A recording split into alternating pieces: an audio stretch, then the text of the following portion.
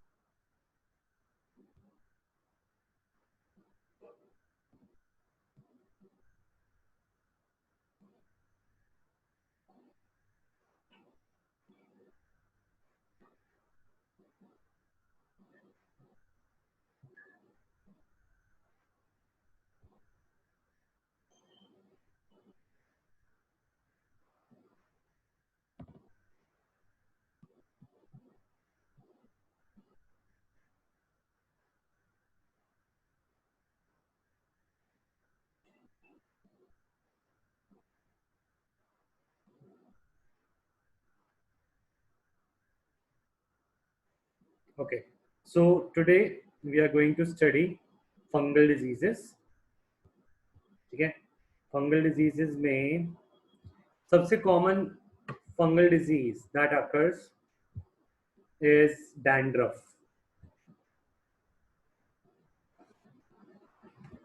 ठीक है. Dandruff is a common fungal disease that occurs. Now, fungal diseases कौन कौन सी फंगस कॉज करती है इसकी बात करें तो माइकोस्पोरम, ट्राइकोफाइटन, एपिडर्मोफाइटन. ठीक है. और ये सारे के सारे एक ही डिजीज को कॉज करते हैं और इस डिजीज को बोलते हैं रिंगवॉर्म. ठीक है. appearance of dry scaly lesions on various parts of body, skin, nail, scalp are main symptoms of the disease. तो एंड इंटेंस इचिंग होती है इसमें. तो जो रिंग वॉर्म है उसमें बहुत ज्यादा इचिंग होती है, ड्राई स्केली लेजन्स बन जाते हैं. लेजन्स यानी it is like layers of जो हमारी स्किन होती है वो अलग फॉर्म में लेयर्स बना देती है. लेजन्स उससे बोलते हैं. ठीक है. मतलब ये हमारी नॉर्मल स्किन है पर इसके ऊपर लेजन्स बन जाना मतलब कुछ एक इरेगुलरिटी आ जाती है स्ट्रक्चर पे. ठीक है. Heat and moisture helps the fungi to grow. तो फंजाई उन एरिया में ज्यादा ग्रो करता है जहां पे स्वेटी एरियाज हो, बिकॉज उसको हीट एंड मॉइस्चर की जरूरत होती है. तो सच एज ग्रॉइन एरिया और between the toes. Groin area is between the legs and toes के बीच में ये यूजुअल एरियाज हैं. ठीक है. सो अभी हमने कौन कौन सी डिजीजेस पढ़ ली, मैं एक रिकैप दे देता हूँ स्टार्टिंग से.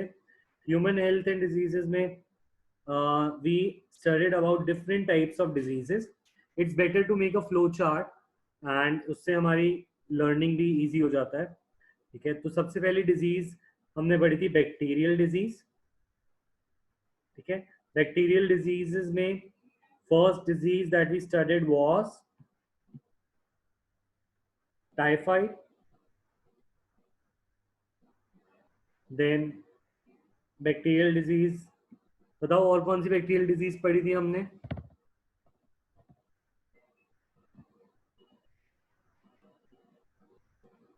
निमोनिया और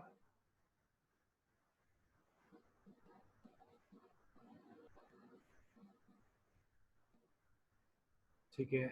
तो निमोनिया के बाद फिर हमने वायरल डिजीजेस पढ़ी थी. और वायरल डिजीजेस में इन सब के पैथोजन तुम लिखोगे. ये फ्लो चार्ट को तुम्हें पूरा करना है. पैथोजन कौन सा है टाइफाइड का? Salmonella typhi. ठीक है. और इसका पैथोजन क्या है? स्ट्रेप्टोकोकस निमोनिया और हीमोफिलस इन्फ्लुएंजा. ठीक है ना. ऐसे ही अब हमने पढ़ा था वायरल डिजीजेस. और वायरल डिजीजेस में हमने पढ़ी थी कॉमन कोल्ड. ठीक है. कॉमन कोल्ड हमने पढ़ ली थी. अभी एंड में we will study about HIV. ठीक है. और देन फंगल, उसके बाद हमने पढ़ी थी diseases cause by protozoan diseases. Protozoan diseases में हमने क्लासिफाई किया था। प्रोटोजोअन में diseases cause by Plasmodium, Plasmodium से कॉज होने वाली इज मलेरिया। ठीक है, मलेरिया के बाद अमीबा से डिजीज कॉज हुई थी, दैट वाज अमीबिक डायसेंट्री।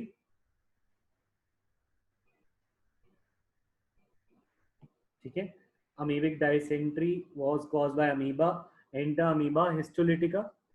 ठीक है, प्रोटोजोअन डिजीजेस के बाद हमने पढ़ी थी फिलेरियल डिजीजेस, राइट।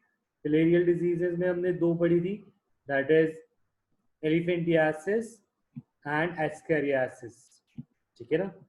तो what I want you to do is, ये फ्लो चार्ट को तुम और अच्छा बनाओगे। इसमें तो मैंने बस नेम लिखे हैं, you have to write pathogen, सबके नीचे पैथोजन और सबके साइंस एंड सिम्टम्स। ठीक है, वन सेकेंड। हेलो, हाँ जी बताइए।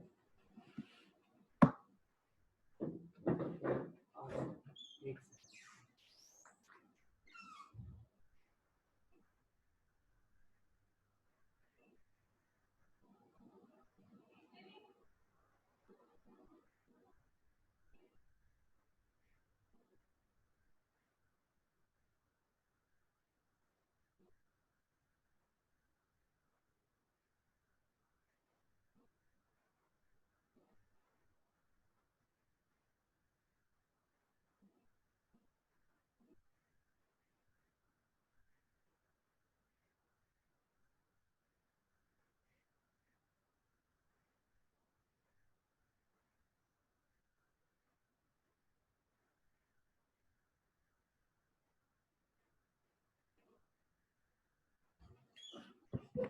ठीक है, मैं 1 मिनट में दोबारा शुरू कर रहा हूँ, जब तक रिवाइज कर लूँ।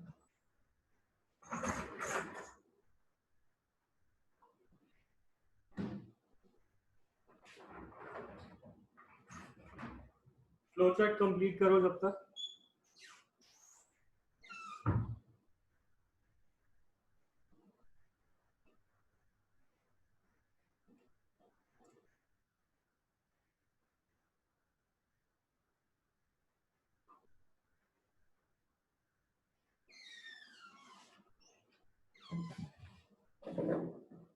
ओके,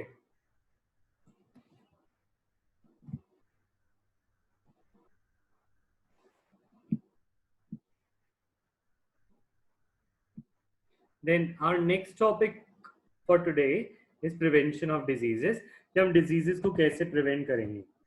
ठीक है, अब पॉइंट इज, ये सब चीजें बहुत जनरल हैं, आई डोंट थिंक इनको पढ़ाना भी जरूरी है, ये सब तुम्हें पता ही है।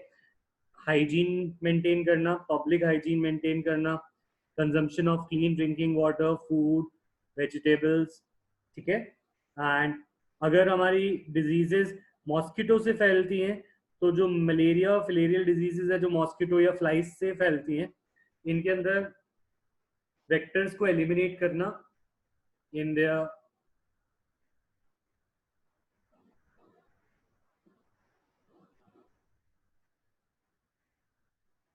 अच्छा, एलिमिनेट करना उनकी ब्रीडिंग प्लेसेस को। ठीक है, और रेजिडेंशियल एरियाज में मॉस्किटो को ब्रीड ना होने देना, डोर्स एंड विंडोज को क्लोज करना, मेश लगाना। ठीक है, डेंगू एंड चिकनगुनिया को इसी तरीके से हम प्रिवेंट कर सकते हैं। ठीक है, तो ये सब तो तुम कर लोगे, प्लीज से यस और नो। ये तो हम लिख ही लेंगे, डिपेंडिंग अपॉन की वेक्टर बॉर्न डिजीज है या फूड में है। ये सब चीजें आई डोंट थिंक मुझे पढ़ाने की जरूरत है, इतने तो तुम पढ़ लिख चुके हो, 12th तक आ ही गए हो, है ना।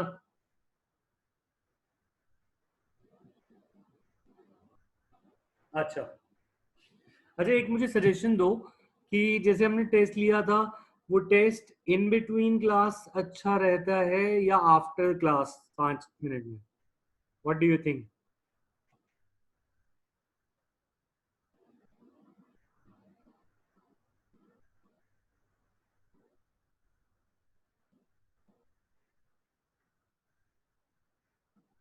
आफ्टर क्लास में बस ये प्रॉब्लम है, जैसे कोई कभी कोई क्वेश्चन में डाउट आ गया तो फिर वो तुम पूछ नहीं पाओगे। इन बिटवीन में ये होगा कि तुम क्लास में ही वो चीज क्लियर कर लोगे। चलो देखते हैं, आगे बढ़ते हैं फिर। अब हमारा next topic, new topic, interesting topic is immunity. ये तुमने पहले नहीं पढ़ा, तो this is something new and very interesting to study about. Immunity is one of the favourite topics, my favourite topics, ठीक है। तो देखो इम्यूनिटी क्या होता है। Immunity is ability of host to fight the infection. अगर हम बात करें, कोई भी होस्ट अपनी इन्फेक्शन को, जो उसके अंदर डिजीज कॉजिंग माइक्रोब्स हैं, उनसे फाइट करने की क्षमता रखता है। और ये क्षमता उसे मिलती किससे? This is conferred bye immune system, और इसको बोला जाता है इम्यूनिटी, ठीक है। अब इम्यूनिटी दो टाइप की होती है। One is इनेट। इनेट वो इम्यूनिटी होगी जो हमारे पास बचपन से है, हमारे अंदर इनबिल्ट है। इनेट को मैं समझता हूं, इट इज इनेट का मतलब है इनबिल्ट। इनबिल्ट का मतलब क्या होता है? जैसे तुम्हारे फोन का मेमोरी होती है, कुछ इनबिल्ट मेमोरी होती है 64 GB, और बाकी जो फोन के मैन्युफैक्चरर हैं वो बोलते हैं कि it can be expanded up to 128 GB, है ना। तो जो 64 GB इंटरनल मेमोरी है, वो इंटरनल मेमोरी हमारी इननेट इम्यूनिटी की तरह है, ठीक है। अब और होता क्या है, अब मैन्युफैक्चरर्स बोलते हैं कि it can be expanded to 128 GB, है ना। तो हम बोलते हैं एक्सपैंडेबल अप टू 128 GB, ठीक है। तो वही चीज हमारी बॉडी में भी भगवान बना के भेजते हैं, और भगवान कुछ इम्यूनिटी बचपन से दे देते हैं, दैट इज इननेट, और कुछ इम्यूनिटी तुम्हें बाद में ओवर द लाइफ, जब तुम अपनी जिंदगी को यूज करते हो, तो तुम उस मेमोरी को, इम्यूनिटी को बढ़ा सकते हो, ठीक है। So this immunity is acquired during life time. जब तुम उसको यूज करते हो फोन को, तभी तुम ये लगाते हो, ये वाली मेमोरी। तो एक्वायर्ड ड्यूरिंग लाइफ टाइम, ठीक है। सो अब इन दोनों इम्यूनिटी में डिफरेंस क्या है और ये कैसे कैसे आती है। तो पहला हमारा टॉपिक रहेगा इननेट इम्यूनिटी का। तो इननेट इम्यूनिटी होता है, it is present at the time of birth, और ऐसी इम्यूनिटी किसी किसी एक स्पेसिफिक बैक्टीरिया और वायरस के लिए नहीं होती। तो दिस इज नॉन स्पेसिफिक, ये सबके लिए सेम होती है। क्यों? क्योंकि हमें क्या पता कि उस बच्चे को स्मॉल पॉक्स होने वाला है, चिकन पॉक्स होने वाला है, या क्या होने वाला है। दैट इज वाई जो भी इम्यूनिटी नेचुरली दी जाती है, वो सबके लिए नॉन स्पेसिफिक होती है। तो इसका एग्जाम्पल सबसे अच्छा है फिजिकल बैरियर्स।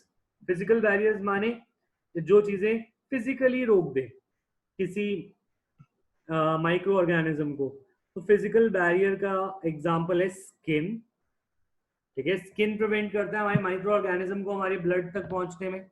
म्यूकस की कोटिंग, हमारी इनर लाइनिंग जो होती है म्यूकस की रेस्पिरेटरी ट्रैक में, तो अगर हम जब सांस लेते हैं और सांस लेकर कोई बैक्टीरिया, कोई वायरस या कोई ऑर्गेनिज्म हमारे नोज से अंदर चला गया, तो हमारे नोज के अंदर म्यूकस की लाइनिंग होती है। इट ट्रैप्स दी बैक्टीरिया और वायरस एंड उसको बाहर निकाल देता है, ठीक है, सो दैट वो हमारे ब्लड में ना पहुंच सके, ठीक है।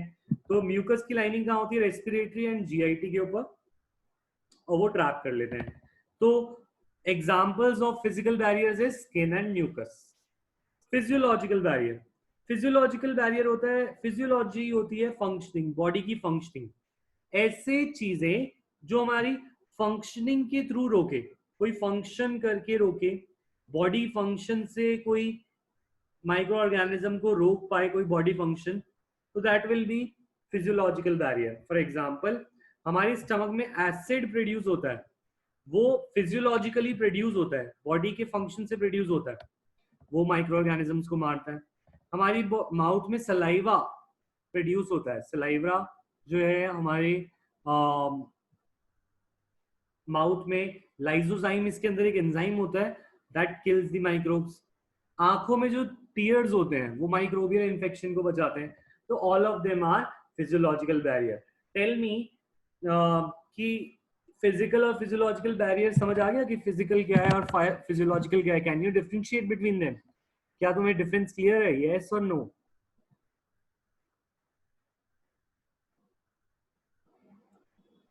Physical barrier is there physically, physio तो physical barrier are there physically, ठीक है? फिजिकल बैरियर जो है वो वहीं पे ही प्रेजेंट रहते हैं हमेशा, और फिजिकली वहीं पे रहते हैं, तो वो चीजों को आने नहीं देते, तो फिजिकली उसको रोकते हैं।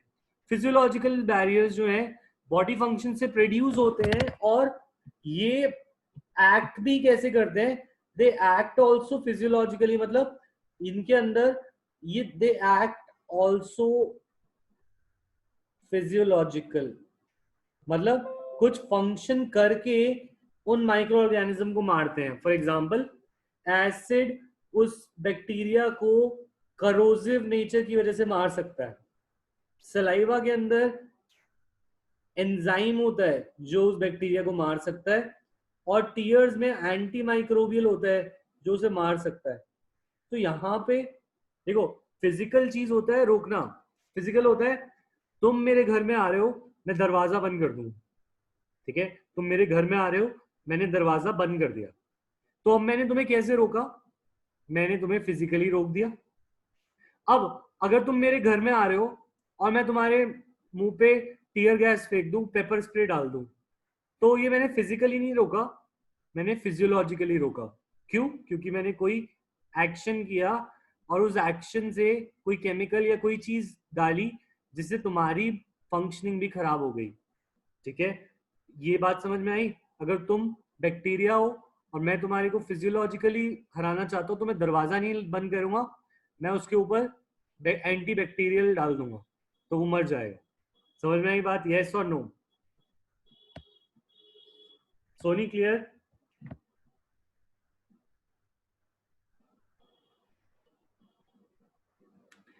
केमिकल यूजेज नहीं बोलूंगा मैं, केमिकल यूजेज नहीं है। इट इज लाइक कोई भी फंक्शन करूं मैं, अब मैं केमिकल ना, केमिकल जरूरी नहीं है यूज होना। अगर मैं ऐसा करूं कि मैं टेम्परेचर बढ़ा दूं, हीट, एक मैं वहां पे आग लगा दूं और टेम्परेचर बढ़ जाए, तो टेम्परेचर बढ़ाने वाला फंक्शन भी फिजियोलॉजिकल हो जाएगा, क्योंकि मैं उसको कोई ना कोई उसका फंक्शन को इनहिबिट कर रहा हूँ। या तो वो रिप्रोड्यूस नहीं कर पाएगा, या वो उसके अंदर उसकी सेल मेम्ब्रेन खराब हो जाएगी, या उसका सेल वॉल खराब हो जाएगी, कोई फंक्शन उसका खराब हो जाएगा उस चीज से, चाहे हीट हो, कोल्ड हो, कुछ भी करो, तो दैट विल बी फिजियोलॉजी। अब आते हैं साइटो नहीं cellular barrier, third type of barrier.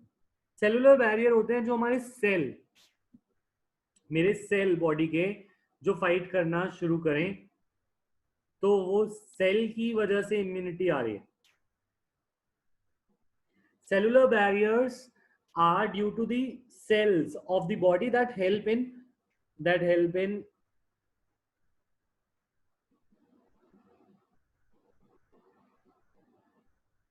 immunity या फिर fighting the immunity, ठीक है? इसके एग्जांपल्स हैं WBC।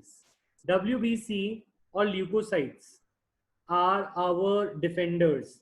ये ल्यूकोसाइट्स, ल्यूको मतलब होता है कलरलेस, बायो में leuco means colourless, cytes means cells, तो ल्यूकोसाइट्स मीन्स कलरलेस सेल्स, तो they are white blood cell का दूसरा नाम होता है ल्यूकोसाइट्स। इनका सिर्फ एक ही काम होता है, एक ही फंक्शन है। They are like the our Indian army, जिनका एक ही काम है कि किसी दुश्मन को हमारी बॉडी में नहीं आने देना, और अगर आ भी गए तो उनको बाहर निकालना है और उनसे फाइट करना है। तो leukocytes are like our army, है ना? तो they are like, they are the cells that fight the infection, ठीक है? तो ये जो सेल्स हैं, ये सेल कैसे उसको रोक रहे हैं? क्या ये फिजिकली रोक रहे हैं? नहीं। क्या ये फिजियोलॉजिकली रोक रहे हैं? नहीं। ये कुछ भी करेंगे, पर ये सेल फाइट करेंगे। सेल कुछ भी करें, उसको एनगल्फ कर लें या जो भी करें, ये सेल्स उसके लिए फाइट करेंगे। तो ये बैरियर को हमने थर्ड क्लास में डाला है, and this barrier is cellular barrier. हमारी बॉडी में कुछ सेल्स हैं जो माइक्रोब्स को हमारे अंदर आने नहीं देते, और अगर आ गए तो उनको फाइट करते हैं। ये बात क्लियर है? अब ये ल्यूकोसाइट्स जो हैं, they are classified into different different types. ठीक है, तो इसको तुमने शायद पढ़ा होगा। दे आर क्लासिफ ये 11th में हमने पढ़ा था। White blood cells are of two types, one is granulocytes and other ones are agranulocytes, जिनमें ग्रैन्यूल्स होते हैं, जिनमें नहीं होते। ग्रैनुलोसाइट्स तीन टाइप के होते हैं डिपेंडिंग अपॉन एसिडिक, बेसिक और न्यूट्रल ग्रैन्यूल्स। तो इन्हें बोलते थे एसिडो, क्या बोलते थे, acidophils, acidophils, basophils and neutrophils.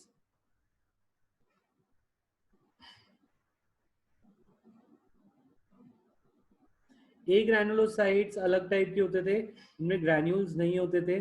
They were monocytes and lymphocytes. तो इन सब का अपना अपना फंक्शन है, इन सब का अपना अपना फंक्शन है। ठीक है, दीज आर डिफरेंट,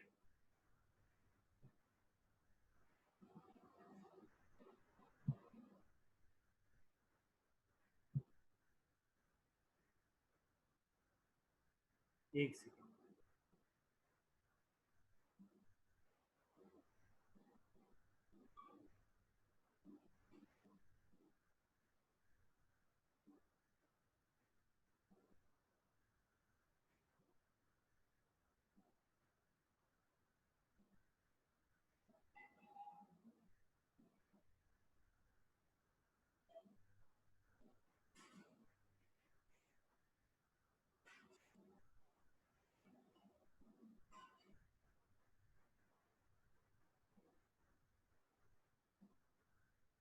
इन सब का अपना अपना एक फंक्शन है। ठीक है, हाँ, एसिडोफिल्स नहीं, उन्हें इओसिनोफिल्स बोलते थे, राइट, यहाँ पे गलती हुई, इओसिनोफिल्स बोलते थे। ठीक है, अब पॉइंट इज कि ये सब हमारे सेलुलर बैरियर्स हैं। अब इनके बारे में कुछ थोड़े बहुत और पॉइंट्स हमें बता रखे हैं। Example, polymorphonuclear leukocytes. तो ल्यूकोसाइट न्यूट्रोफिल्स हैं, ये PMNL, monocytes and natural killer, ये लिम्फोसाइट्स होते हैं, ये सारे के सारे, और मैक्रोफेजेस, ये सब मिलके फैगोसिटाइज एंड डिस्ट्रॉय कर सकते हैं माइक्रोब्स को। तो हम पढ़ते हैं कि कौन कौन किन किन के नाम ये बात कर रहा है। PMNL, this is a type of neutrophil. ठीक है, this is a type of neutrophil. Then there are cells known as monocytes. तो हम जानते ही हैं, मोनोसाइट्स के अलावा कुछ सेल्स होते हैं नेचुरल किलर सेल्स, इनका नाम ही किलर है। ठीक है, दे आर एक्चुअली लिम्फोसाइट्स। ठीक है, और कुछ होते हैं मैक्रोफेजेस, बहुत बड़ी बड़ी होते हैं बॉडी में। ठीक है, तो मैक्रोफेजेस ये सारे मिलकर क्या करते हैं, ये सारे सेल्स मिलकर अगर सपोज कोई बैक्टीरिया या वायरस आ भी जाता है, तो उस बैक्टीरिया या वायरस को, ये सपोज वायरस है, तो इस बैक्टीरिया या वायरस को पहले एनगल्फ कर लेंगे। एनगल्फ करने के बाद इसके ऊपर केमिकल से इसको अटैक कर कर इसे हार्मलेस बना देंगे, and they will then release the by products जो भी है इसका। तो what do they all do, phagocytosis, यानी कि एनगल्फ कर लेना, एंड उसको एनगल्फ करने के बाद उसको डिस्ट्रॉय कर देता है।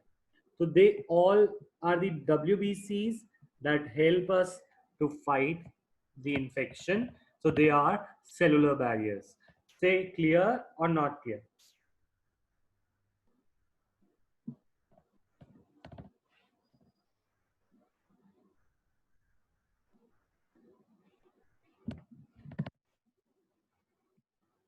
Okay.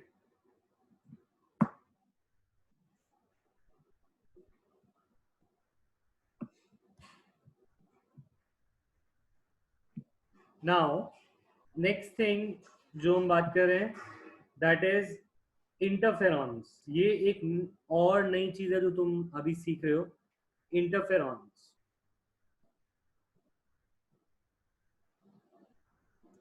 ठीक है, interferons are body's defense against virus.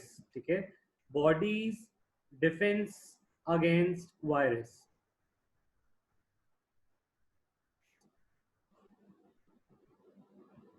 इसमें क्या होता है, जैसे सपोज हमारे पास ये बॉडी के सेल्स हैं, these are cells of the body.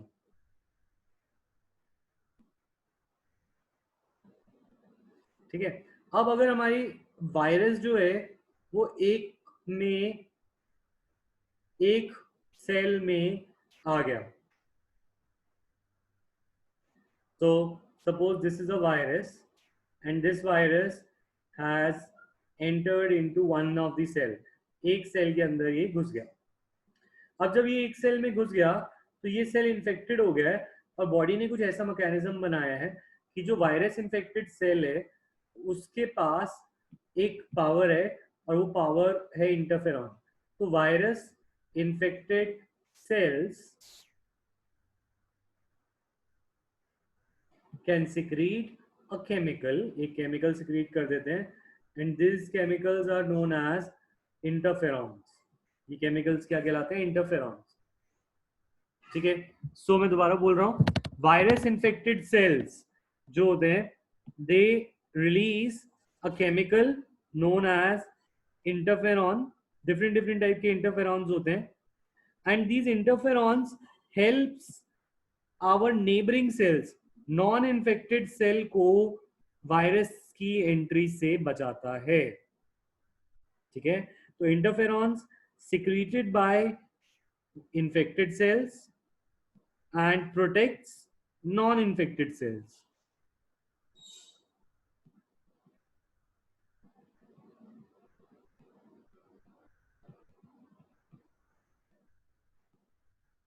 Tell me, clear? Interferons क्या है? Yes or no?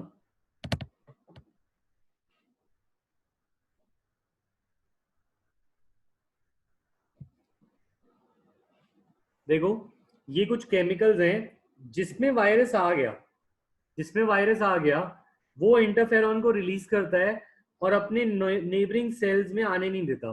जैसे सपोज हमारे बॉडी में रेस्पिरेटरी सेल्स में कोई कॉमन कोल्ड राइनो वायरस आ गया. अब जब वो राइनो वायरस हमारी एक सेल में एंटर कर गया है, तो बाकी सेल में वो एंटर ना करे, इसके लिए हमारी बॉडी में एक डिफेंस है जिसमें जिसके अंदर वो वायरस आ गया वो केमिकल रिलीज करके जिसमें नहीं आया उसको बचा देता है. तो अगर तुम्हारे साथ नुकसान हो गया तो तुम अपने दोस्त को बताओगे ना कि भाई मेरे पैसे यहाँ पे डूब गए, तू यहाँ पे पैसे मत लगाइयो, है ना, तो ये फ्रॉड है. तो द थिंग इज वही सेम चीज है. एक सेल को अगर पता चल गया कि भाई अरे मैं तो इन्फेक्ट हो गया हूँ, तो वो साथ वाले सेल्स को उससे बचा लेता है यूजिंग इंटरफेरॉन्स. ठीक है, so interferons belong to a larger class of compounds known as cytokines. Cytokines are chemicals produced by body. इनका वेरियस फंक्शन होता है, बहुत वेरियस फंक्शन ये करते हैं, इनके बहुत सारे फंक्शन होते हैं, और इन साइटोकाइन का एक एग्जाम्पल होता है इंटरफेरॉन. तो मैं ये कह रहा हूँ, जो इंटरफेरॉन है, इंटरफेरॉन जो केमिकल है वो एक बड़ी क्लास ऑफ केमिकल में आता है जिसे हम साइटोकाइंस बोलते हैं. इसको ऐसे समझ सकते हो, जैसे मीथेनॉल है वो एक केमिकल है, इथेनॉल एक केमिकल है. Methanol, ethanol comes in a larger class of compound known as alcohols. इसी तरीके से interferons come in a class of compounds जो हमारी बॉडी में बनते हैं और उनको बोलते हैं cytokines. You will be studying this in later classes. अगर तुम जैसे डॉक्टर, फार्मा या मेडिकल बैकग्राउंड में जाते हो तो तुम साइटोकाइंस के बारे में और भी पढ़ोगे. ठीक है, सो इसीलिए इसको हम नाम देते हैं इंटरफेरॉन्स को cytokine barrier. Cytokine is the class of compound और इसका एग्जाम्पल है साइटोकाइन बैरियर का interferons. Is this clear? Yes और नो?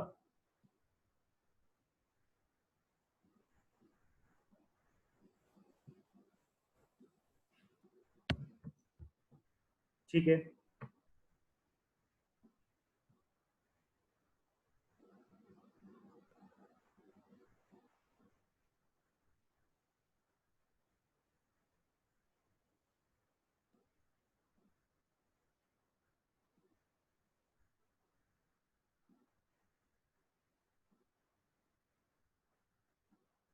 ओके, सो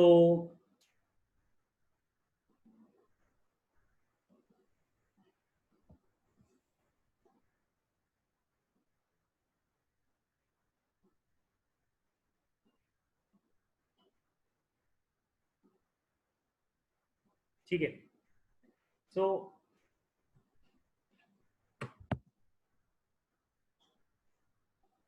अच्छा, मेरा एक सजेशन था, मुझे बताओ सही है कि नहीं। ये तो इंटरेस्टिंग चैप्टर है, human health and illness. So should I assign you some topics, ऐसे छोटे मोटे टॉपिक्स, ये तो इंटरेस्टिंग टॉपिक्स हैं, और तुम उन टॉपिक्स को स्टडी कर कर will you be able to present just 1 or 2 slide. इससे होगा क्या कि तुम्हारा भी थोड़ी कुछ टॉपिक बहुत अच्छे हो जाएंगे, वही प्रेजेंटिंग स्किल्स भी बढ़ेंगे। थोड़ा इंटरेस्टेड हो, बस ये बताओ यस और नो, ऐसे आइडिया में, मतलब बीच में थोड़ा चेंज हो जाएगा। We will just take 15 minutes ऐसे, उसके लिए कोई इंटरेस्टेड हो या नहीं, हाँ या ना बोलो, ऑनेस्टली बोलो, ऐसा कोई ये कोई टास्क नहीं है। तुम्हें लगता है इससे तुम्हारा फायदा होगा, हाँ या ना, यस और no.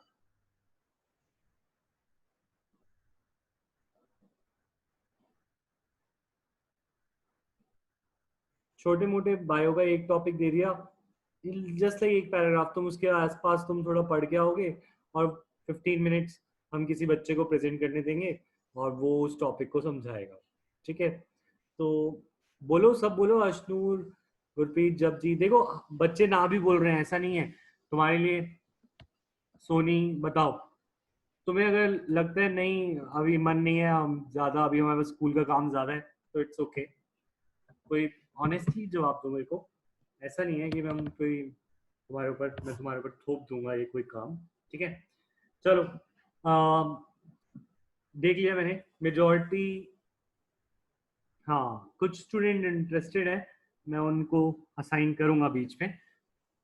We can start this type of thing also, थोड़ा इंटरेस्टिंग हो जाता है। ठीक है, अच्छा, मैं नेक्स्ट वीक कुछ अरेंजमेंट करता हूँ। ठीक है, next next is acquired immunity, और एक्वायर्ड इम्यूनिटी में आते हैं। Acquired immunity is pathogen specific.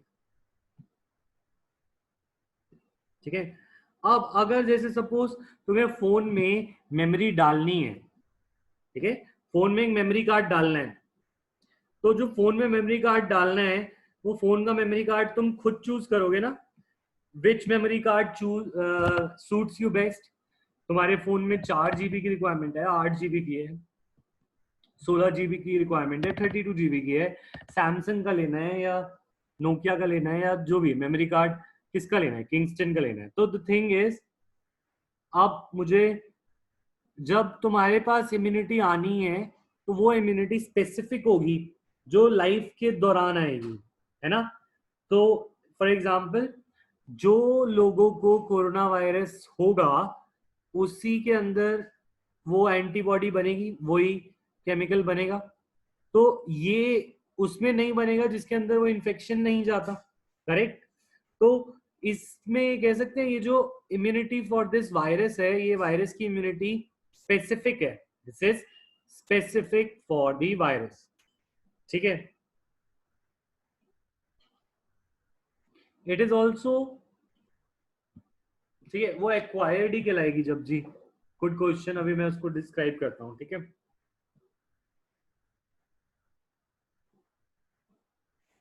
अभी तुम इसके पहले पूरी इम्यूनिटी पढ़ो, फिर मैं तुम्हारा क्वेश्चन को टेकअप करूंगा। अच्छा देखो, तो पैथोजन स्पेसिफिक होती है एक्वायर्ड इम्यूनिटी। और अब अगर हम बात करें कि ये इम्यूनिटी दो रिस्पॉन्स में आती है, एक प्राइमरी रिस्पॉन्स और एक सेकेंडरी रिस्पॉन्स। ठीक है, तो एक बार इसको पढ़ते हैं, और ये वाली इम्यूनिटी ज्यादा जरूरी है अभी पढ़ना। कोरोना वायरस में अगर इम्यूनिटी आएगी, that will be acquired, because innate immunity से नहीं काम बन रहा। अगर इन्नेट इम्यूनिटी चलती तो सारे ही उसके लिए नॉन, मतलब उस किसी को इन्फेक्ट ही नहीं करता अगर हमारे पास बाय बर्थ उसकी इम्यूनिटी होती, राइट। सो मैं एक और लिंक भेज रहा हूँ, उस लिंक में आगे कंटिन्यू करते हैं, ठीक है।